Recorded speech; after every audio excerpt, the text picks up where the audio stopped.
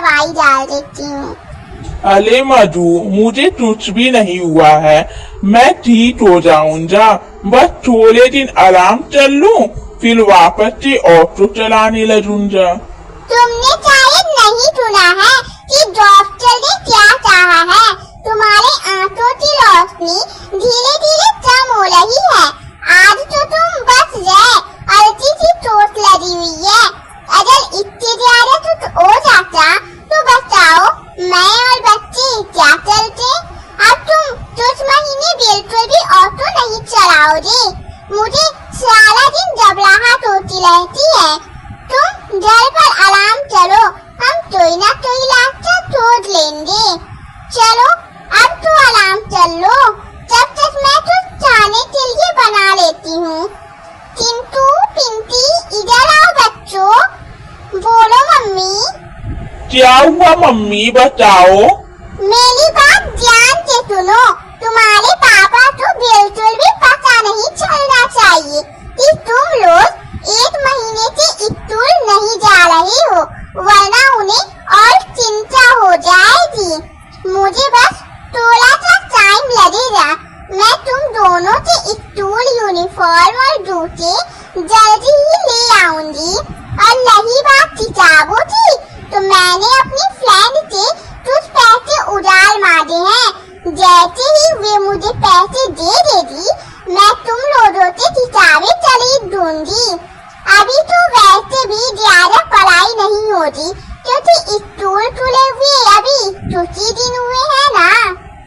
नहीं mummy, school खुलते ही पढ़ाई शुरू हो गई।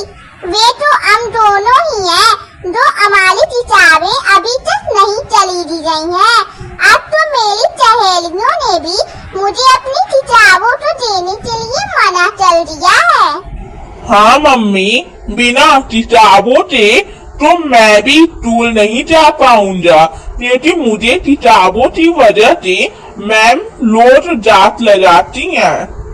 ठीक है, मैं तो सोचती हूँ बच्चों, मुझे बस थोड़े दिन का टाइम दो, फिर तुम लोग स्कूल चले जाना।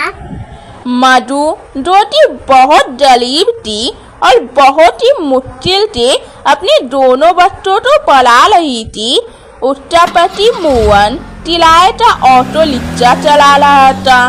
जल का किराया, बिजली, पानी, बच्चों की पढ़ाई जलते चलते सब निकालने थे। लेकिन कुछ समय में मोहन की आंखों में दिक्कत चल रही थी। ज्यादा समय से ऑटो रिक्शा चलाने की वजह से मोहन की आंखों की रोशनी बहुत कम हो रही थी, जिससे वे ऑटो रिक्शा नहीं चला पा रहा था। पर जल चलाने के लिए कुछ तो चलना ही था, इसलिए मधु बहुत मुश्किल से जल चलाने लगती है। वे रोजाना कोई न कोई काम तोड़ने के लिए जाती है, जिससे वे पैसे कमाते थे और बच्चों को स्कूल की किताबें खरीद चलते।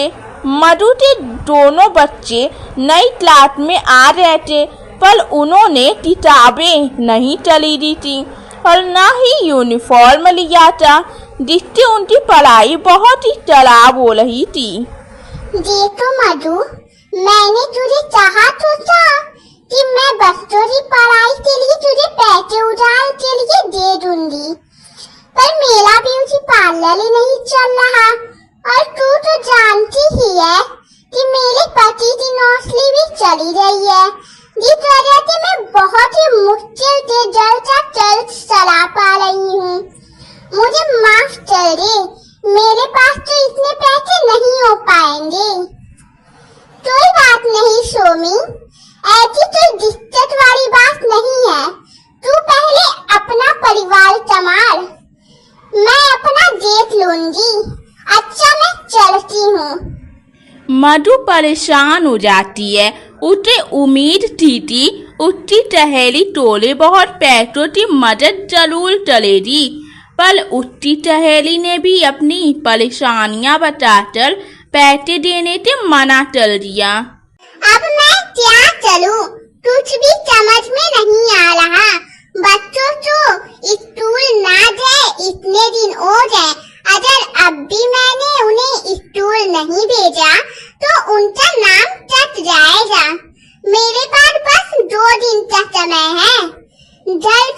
किराया भी आया हुआ है। अगर जल्द से किराया नहीं दिया तो बहुत मुसीबत आ जाएगी, मुझे जल्द चाली चलना पड़ेगा। अरे ये किसका फोन है? ये तो पड़ोस की ममता का फोन है, उठाकर देखती हूँ। हेलो माँ जल्दी घर आओ, हमारी लाइट चट गई है। मैं ममता आंटी के फोन से आपको फोन कर रहा हूँ। अब हम गर्मी में कैसे रहेंगे मम्मी? मैं आ रही हूँ बेटा, मैं आ रही हूँ। हे भगवान, अब मैं क्या करूँगी? कहाँ से पैसे लाऊंगी? मेरी मदद करो। मधु के दिल पर एक परेशानी और आ गई, क्योंकि 1200 रुपये बिजली का बिल था। अचानक उसकी नजर एक बोर्ड पर पलती है, जिस पर लिखा था स्पेशल भरवा पराठा बनाओ और 20,000 रुपये का इनाम घर ले जाओ। बहुत सारी औरतें लाइन में उस प्रतियोगिता में हिस्सा लेने के लिए चली हुई थी। अगर मैं इस प्रतियोगिता में भाग ले लूं, तो मैं ये प्रतियोगिता जीत सकती हूँ। एक बार तो कोशिश करके जीत ही सकती हूँ, क्योंकि मुझे तो पैसों की बहुत जरूरत है। हाँ, मैं पूछती हूँ, भैया मुझे भी इस प्रतियोगिता में भाग लेना है, क्या मैं अपना नाम लिखवा सकती हूँ? हाँ हाँ बिल्कुल, इस प्रतियोगिता में कोई भी भाग ले सकता है। वहाँ सामने प्रतियोगिता शुरू होने वाली है, तुम जाकर अपना नाम लिखवा लो। फिर जो भी प्रतियोगिता जीतेगा उसको इनाम दिया जाएगा। ठीक है भैया, आपका बहुत बहुत धन्यवाद। मधु अपना नाम प्रतियोगिता में लिखवा लेती है और जल्दी जल्दी और घबराहट में उसको कुछ समझ में नहीं आता तो वे हले मटर उठा लेती है। तब औरतें अच्छा बड़वा पराठा बनाना शुरू कर देती हैं। मधु मटर का पराठा बहुत स्वादिष्ट बनाती है और जज तो उसके मटर के पराठे बहुत ही अच्छे और स्वादिष्ट लगते हैं, जिस कारण वे 20,000 रुपये जीत जाती है। मैंने ये प्रतियोगिता नए हुनर को पहचान देने के लिए लगती हुई थी और आज मधु जी ने भरवा मटर पराठा बनाकर ये प्रतियोगिता जीत ली है। मधु जी तो 20,000 रुपये का इनाम दिया जाता है। मधु जी, आपने इस प्रतियोगिता में भाग लेने के लिए कैसे सोचा? क्या किसी ने आपको इसके बारे में कुछ बताया था? मधु ये बात सुनकर रोने लगती है और अपनी सारी कहानी बताती है। मुझे नहीं पता था कि मैं इस प्रतियोगिता में जीत जाऊंगी, पर भगवान ने मेरा साथ दिया। आज मुझे पैसों की बहुत जरूरत थी, तो मैंने भगवान को याद करके मटर का पराठा बना दिया। आप लोगों का बहुत बहुत धन्यवाद कि आप लोगों ने मेरी मदद की। मुझे आज इस पैसों की बहुत जरूरत थी। आप लोगों का बहुत बहुत धन्यवाद। मधु प्रतियोगिता जीतने के बाद ढल जाने लगती है। तभी एक आदमी उसे लौटता है। मेरा नाम मनु है। मधु जी, मैं चाहता हूँ कि आप मेरे रेस्टोरेंट में काम करें, जिसके लिए मैं आपको अच्छी सैलरी दूंगा। मुझे आप जैसे होनहार लेडी की बहुत जरूरत है। आप जब चाहें मेरे रेस्टोरेंट में काम करने के लिए आ सकती हैं। मधु जी तो टूटी का ठिकाना नहीं था। उसी दिन भगवान ने उसकी सारी चिंता खत्म कर दी। मधु टूटी टूटी घर लौटती है। उन पैसों की मदद से उसकी सारी दिक्कत खत्म हो जाती है। मधु के दोनों बच्चे अब फिर से स्कूल जाने लगते हैं। धीरे धीरे मोहन की तबीयत में भी सुधार हो जाता है और उसने फिर से ऑटो रिक्शा चलाना शुरू कर दिया। मछली पुल नामक एक गाँव है जो कि एक सुंदर नदी के तट पर बसा हुआ है। इस नदी में मछली का व्यापार बड़े पैमाने पर होता है। यहीं पर मनोज नाम का एक मछली चावल बेचने वाला आदमी अपना ठेला लगाया चलता था और मछली बेचने वाले व्यापारी जो कि वैभव अंचल थे, वे मार्केट में मछली ना देकर सीधे मनोज को बेचा चलते थे। ऐसे ही एक दिन, अरे वैभव अंकल, ले आए मछली, बहुत देर लगा दी आज तुमने। हाँ मनोज, ले आया। आज थोड़ा कम मछलियाँ आठ लगी हैं। आज नदी में थोड़ा ज्यादा मछुआरे आ गए। अरे वैभव अंकल, आप किसी तो अपने साथ लग क्यों नहीं लेते, वरना हमेशा मेरा नुकसान होता रहेगा। चल भी मेरा बहुत नुकसान हुआ था आपकी वजह से। मनोज बहुत लालची मछली वाला था। वे बेचारे भोले वाले वैभव अंचल के कम दाम में मछली खरीदता और महंगे दामों में बेचा चलता।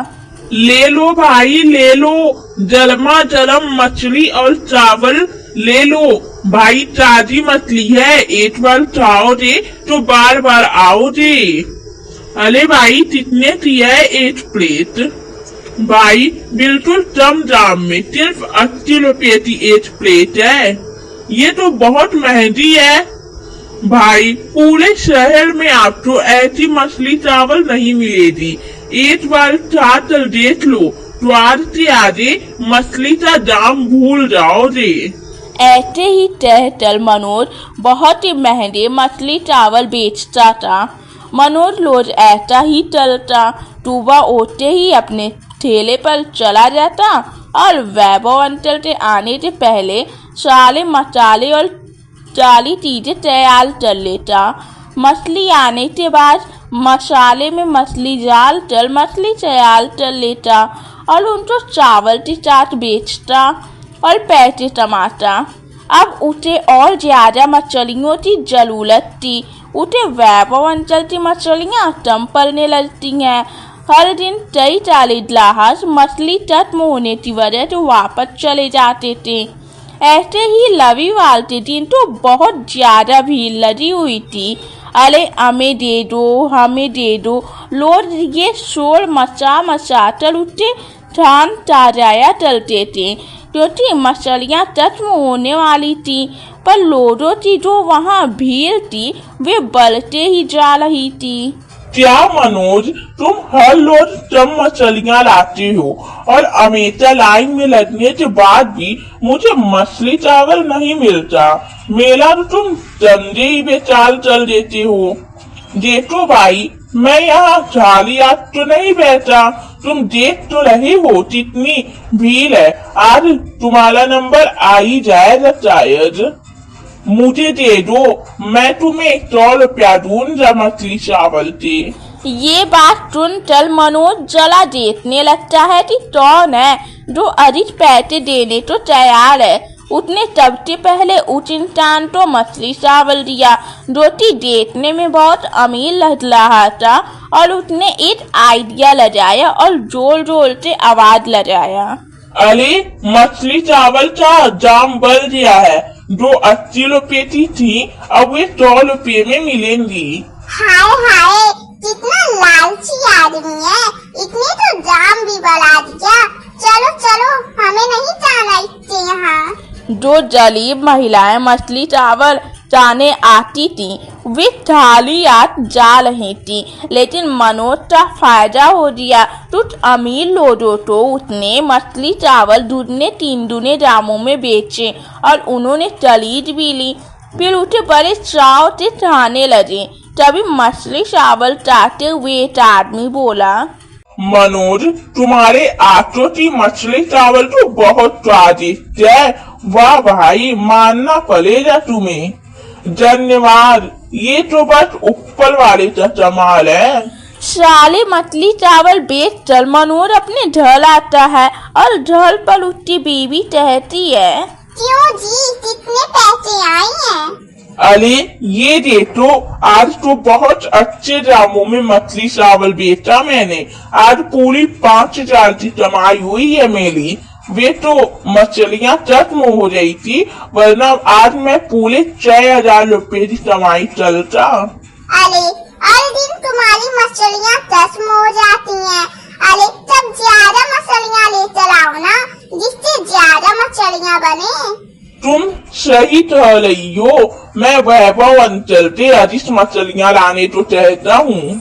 अगले दिन मनोज फिर के अपना ठेला लेकर पहुंच गया था, पर उसका लालच बढ़ गया था। फिर उसे एक आइडिया आया और वे बोला, कल तो मैंने 100 रुपए की मछलियाँ बेची थी और उससे मुझे बहुत मुनाफा हुआ और सारी मछलियाँ भी बिक गयी। क्यों ना मैं दाम 120 कर दूं? तभी वैभव अंकल वहाँ मछलियाँ लेकर आ जाते हैं। अरे वैभव अंकल, तुमने यार फिर इतना कम मछलियाँ लाई? मुझे अधिक मछलियाँ चाहिए, वरना मैं किसी और मछुआरे से मछली ले लूंगा। इतना कहकर वैभव बिना कुछ कहे वहाँ से चला जाता है, क्योंकि मनोज की आंखों में उसे लालच दिख जाता है। आओ आओ, मनोज की जलमा जलम मछली चावल तैयार है, सिर्फ 120 रुपए में। चालो भाई चालो। आज उसने फिर भाव बढ़ा दिया और वे गरीब महिला जिसे मनोज की मछली चावल का ना बहुत पसंद था, वे दाम सुनकर वापस लौट जाती है। मात्र शहर से अमीर लोग वहाँ पर आते और बहुत चाव से 120 रुपए की मछली चावल चाट चले जाते। बढ़ते दामों से भी उसके ग्राहक कम नहीं होते। धीरे धीरे मनोज अमीर होने लगता है और उसके पास अधिक पैसे आने लगते हैं, जिससे उसका लालच और अधिक बढ़ जाता है। तभी एक दिन एक आदमी मनोज की मछली चावल चाटते हुए बोलता है, अरे भाई मनोज, क्या मछली चावल बनाते हो भाई? चलते भी ज्यादा स्वादिष्ट है, ऐसा क्यों नहीं चलते? ये ठेला बंद चलते तो अच्छी सी होटल क्यों नहीं खोल देते? हम भी अच्छे से वहाँ पर बैठ कर तुम्हारी मछली चावल का मजा ले पाएंगे। फिर क्या था, अब मनोज के पास बहुत ही अधिक पैसे हो जाते। उसने तुरंत झल जाकर अपनी पत्नी को सारी बात बताई। सुनो, आज तो एक आदमी ने मेरी बहुत तारीफ की और मेरी मछली चावल की भी। बोल रहे थे कि होटल खोल लो ताकि हम सब आराम से बैठ कर मछली चावल का मजा ले सके। हाँ तो ठीक है, तुम वैसे भी सोच ही रहे थे होटल खोलने के बारे में, और पैसे भी हैं हमारे पास, तो खोल ही लो। हाँ, मैं चल ही अच्छी सी जगह सोचता हूँ। अगले दिन मनोज ठेले पर जाने से पहले जगह तोड़ना शुरू कर देता है।